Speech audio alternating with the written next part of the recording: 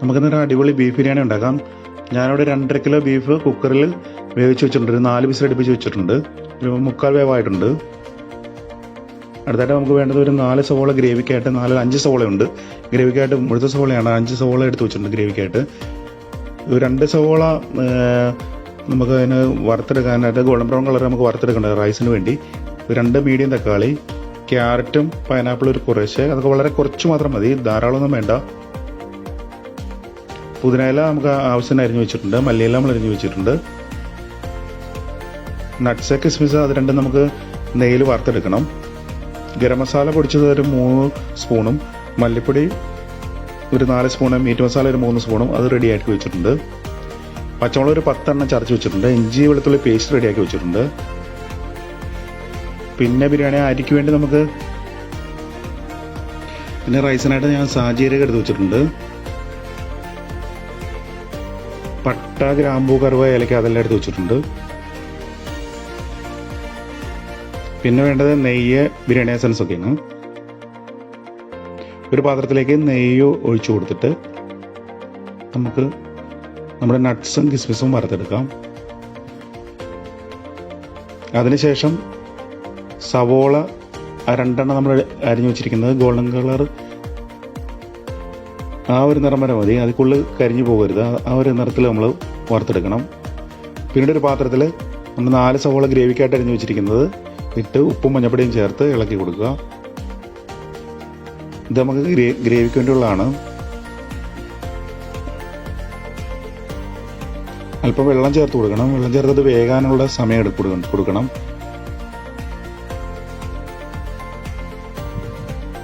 പലരും എന്നോട് ചോദിക്കാറുണ്ട്, ഓരോ വീഡിയോ ഇടുമ്പോൾ അതിൻ്റെ ഒന്നും പറയുന്നില്ലാത്തതുകൊണ്ട് ഞങ്ങൾക്ക് ചെയ്യാൻ പറ്റുന്നില്ല. അതുകൊണ്ടാണ് ഈ പ്രാവശ്യം നിങ്ങൾക്ക് എല്ലാവർക്കും ചെയ്യാവുന്ന പോലെയാണ് ഞാൻ ഈ ബീഫ് ബിരിയാണിയുടേത് ചെയ്തിരിക്കുന്നത്. നിങ്ങളെല്ലാവരും ചെയ്തു നോക്കണം.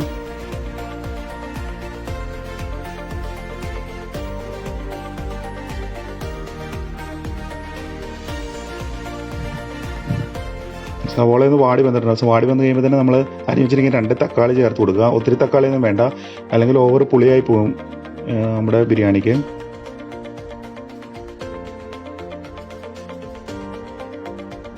സവോളയും തക്കാളിയും നന്നായിട്ട് വഴന്നു വരണം.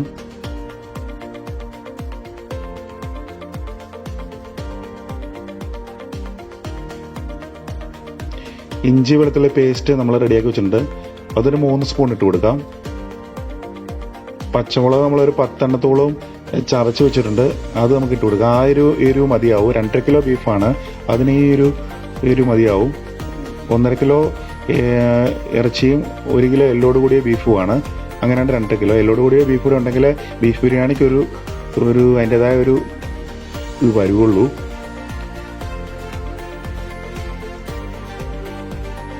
ഇച്ചിരി എണ്ണ ചേർത്ത് കൊടുക്കുക. എണ്ണയിൽ നല്ലതായിട്ട് വഴറ്റി ഇനി നമുക്ക് എടുത്ത് വെച്ചിരിക്കുന്ന മസാലകൾ ചേർത്ത് കൊടുക്കുക. മല്ലിപ്പൊടി, മീറ്റ് മസാല, ഗരം മസാല നമ്മൾ എടുത്ത് വെച്ചിട്ടുണ്ട്. അതെല്ലാം നമുക്ക് ചേർത്ത് കൊടുക്കാം. അത് നന്നായിട്ടൊന്ന് വഴറ്റണം.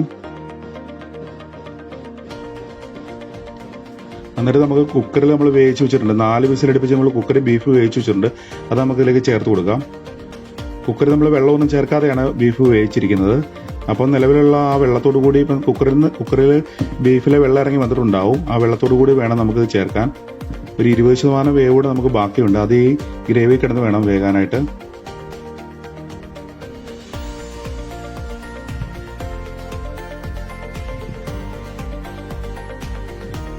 ഞാൻ 2.5 കിലോ ബീഫാണ്. 1.5 കിലോ ഇറച്ചി തന്നെയും 1 കിലോ എല്ലോട് കൂടിയ ബീഫുമാണ്.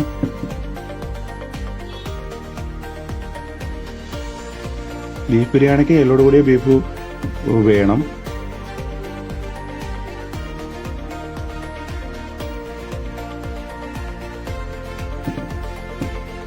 ഇച്ചിരി മല്ലി, പുതിന നമുക്ക് ചേർത്ത് കൊടുക്കാം.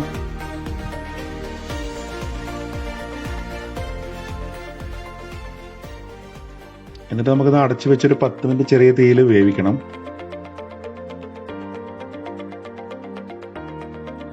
ഉപ്പൊക്കെ പാകം ഇപ്പം നോക്കിക്കോണം.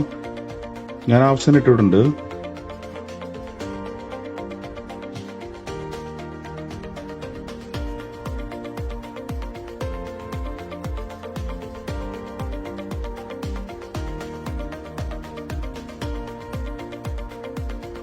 ഇപ്പം നമ്മുടെ ബീഫ് വെന്ത് വന്നിട്ടുണ്ട്, വെള്ളം വറ്റി ഗ്രേവിയും ബീഫുമായിട്ട് സെറ്റായിട്ടുണ്ട്.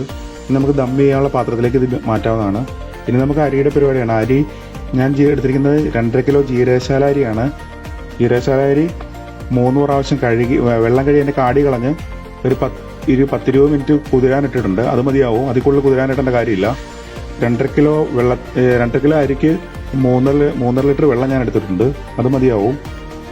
നമ്മൾ സേല അരി ആണെങ്കിൽ ഏകദേശം 1 മണിക്കൂർ നമ്മൾ കുതിരാനിടുന്നതാണ്. ഇതിനത്രയും കുതിരേണ്ട ആവശ്യമില്ല. ഓവറായിട്ട് കുതിർന്നു പോയെങ്കിൽ അരി കുഴഞ്ഞു പോവും, അതിൻ്റെ ഒരു ആവശ്യമില്ല.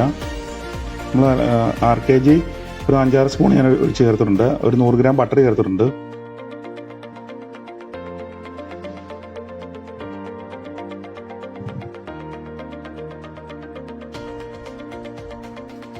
അരി ഇപ്പം വെന്ത് വന്നിട്ടുണ്ട്, കറക്റ്റായി നമ്മുടെ വേവ്. ഉപ്പൊക്കെ ആവശ്യത്തിന് നോക്കണം, ഉപ്പ് ആവശ്യത്തിന് ഉണ്ടായിരിക്കണം. ദം ചെയ്ത് വെച്ചിരിക്കുന്ന ആ ബീഫിന് മുകളിലേക്ക് നമുക്ക് റൈസ് ലെയറായിട്ട് ഇട്ട് കൊടുക്കാം.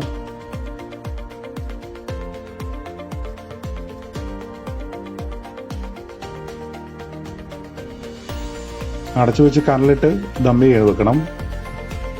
ഒരു 1 മണിക്കൂർ ശേഷം നമുക്ക് ഓപ്പൺ ചെയ്യാവുന്നതാണ്. അപ്പോൾ തന്നെ നമ്മുടെ ബിരിയാണി റെഡി ആയിട്ടുണ്ടാവും. എന്തായാലും നിങ്ങളൊന്ന് പരീക്ഷിച്ച് നോക്കുക. ചിക്കൻ ബിരിയാണിയേക്കാളും ഫാർ ബെറ്ററാണ് നമ്മുടെ ബീഫ് ബിരിയാണി. നമ്മുടെ ബീഫ് ബിരിയാണി പ്ലേറ്റിലേക്ക് പകർത്തി നോക്കാം, ട്രൈ ചെയ്ത് നോക്കുക. നിങ്ങൾക്ക് ചെയ്യാവുന്ന പോലെയാണ് ഞാനത് ചെയ്ത് കാണിച്ചു തന്നിരിക്കുന്നത്. തീർച്ചയായിട്ടും എല്ലാവരും ചെയ്ത് നോക്കണം. ബിരിയാണി പ്രേമികളായ എല്ലാ കൂട്ടുകാർക്കും തീർച്ചയായിട്ടും ഇഷ്ടപ്പെടും. എല്ലാവരും ട്രൈ ചെയ്ത് നോക്കുക. ചിക്കൻ ബിരിയാണിയേക്കാളും എനിക്കിഷ്ടം ബീഫ് ബിരിയാണിയാണ്. എല്ലാവരും ട്രൈ ചെയ്ത് നോക്കണം, അഭിപ്രായങ്ങൾ പറയണം. ഓക്കെ.